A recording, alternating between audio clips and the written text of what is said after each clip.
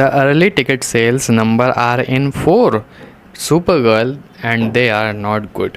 According to Portal Box Office, Supergirl sold approximately 110,000 tickets in its first 24 hours of availability in the US, grossing around 1.75 million in pre-sale. For context, that puts the DCU film below several recent superhero benchmark at the same stage.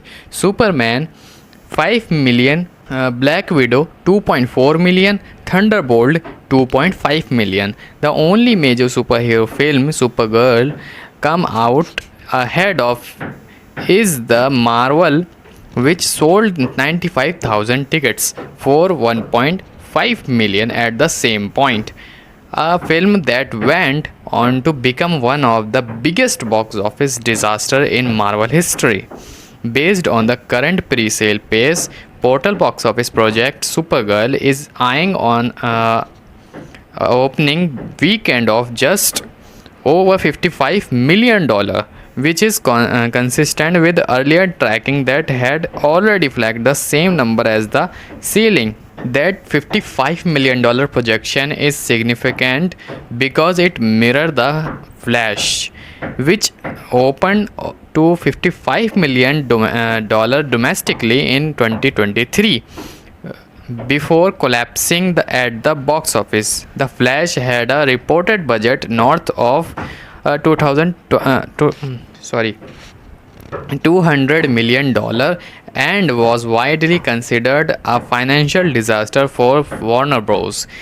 Gunn is also reported to have been involved in changing the ending. As we reported earlier, Supergirl is estimated to carry a budget of roughly $170 million with a break-even target around $425 million worldwide. The lower budget gives the film more room than The Flash had, but a $55 million opening would still put in a difficult position to reach that number. Portal Box Office also notes that pre-sale for Supergirl in Brazil are still terrible, a worse start than The Flash.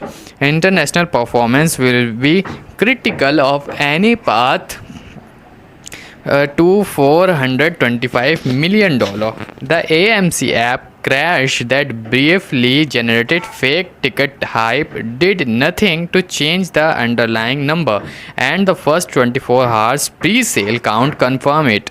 Pre-sale are one of the clearest early signal of audience intent, and right now that signal is weak.